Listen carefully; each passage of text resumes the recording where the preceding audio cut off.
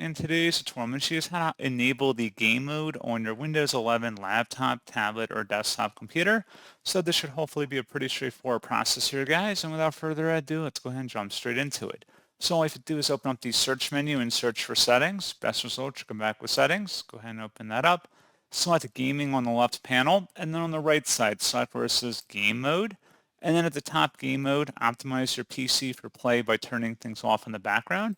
Toggle this to the right to enable it, and that's what you have to do.